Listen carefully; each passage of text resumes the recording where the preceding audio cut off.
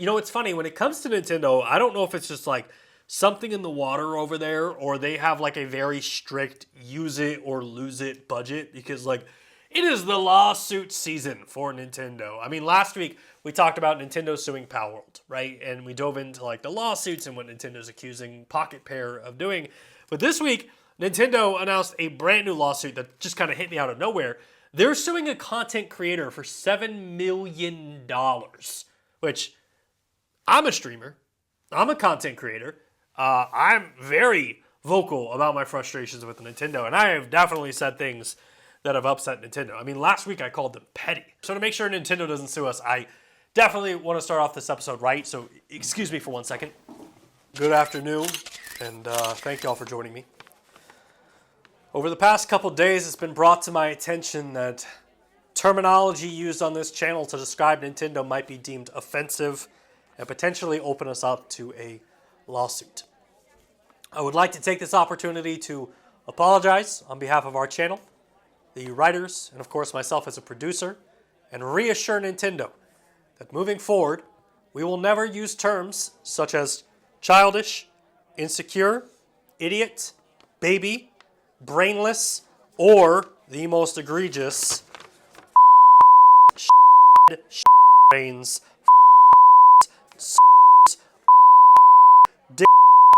or what probably is the worst of them all,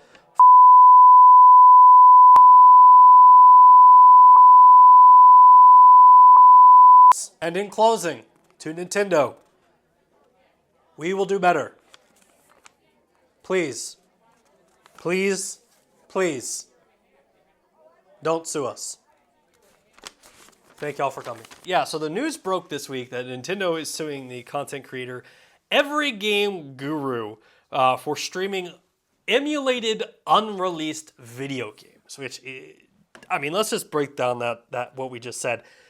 Emulated unreleased video games. So number one, he's not playing the games on the Nintendo Switch. He's not buying them. And number two, somehow he's getting access to games before they're even on the market, which I think is just like, how? Like, you have to have somebody on the inside at that point, right? Like, somebody internally at Nintendo has to be giving you copies of the game. But, you know, Nintendo is one of those companies that I think is very anti-emulation in a way, because it's very against kind of what their core strategy is. And when you look at like emulation, for those of you that aren't aware, the idea is that like you take a game like the N64, you take the components of how you like play that game and how the code is read, and you create a computer program on your computer that basically can code that and read it and be able to turn it into a game, and you play it on your computer by downloading that game for free.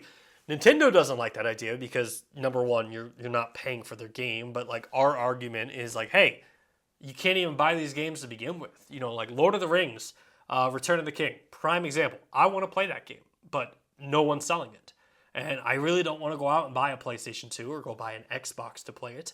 So I'm kind of stuck. So emulators come in and they're like, hey, you could just emulate the game and play it. And it's like, okay, well, that's an easy way to do this. However, in the case of this, Every Game Guru is not just like emulating video games, right? He's emulating unreleased video games, which is what makes this very interesting. Most recently, Every Game Guru streamed Mario and Luigi Brothership pre-release. So he was playing that game before Nintendo released it. And obviously, Nintendo shut that down. Like, Nintendo, as we mentioned, is not afraid to just put out a legal hammer and just like ban people. And you know, Nintendo claims in this lawsuit against Every Game Guru that on at least 50 occasions in the last 2 years, the defendant, Every Game Guru, has streamed gameplay footage of pirated copies of at least 10 different Nintendo games without authorization, all before those titles were released to the public. All of those streams were unauthorized and all compromised Nintendo's legitimate pre-release marketing. They also promote and encourage the downloading of pirated copies of unpublished games. Defendant streams often consist merely of him playing Nintendo's leaked games without commentary for an extended period of time. And there, my friends, is our loophole. As long as we provide commentary, Nintendo cannot sue us. Freedom of speech, America, the greatest country on the planet. Thank y'all so much. I mean, there's a lot in what Nintendo just said there, but the fact that this kid has done this, I shouldn't even say kid, this guy has done this 50 times in the last 2 years, and Nintendo has like banhammered him multiple times. It's insane. And this is something that even like every game guru is aware of, right? Like he streams a game, Nintendo shuts it down, and he creates a new channel, and he streams the game, and Nintendo shuts it down. And I'm sure Nintendo Legal is like, who the hell is this guy? Like, why are we still struggling with this? And what I find as either the most idiotic or the most brazen, like, F you in this entire story is every game guru responded to the lawsuit and Nintendo shutting down their channels by saying, I have 1,000 burner channels. I can do this all day. Which, shout out to 64-bit Captain America over here, who clearly is taking down the man.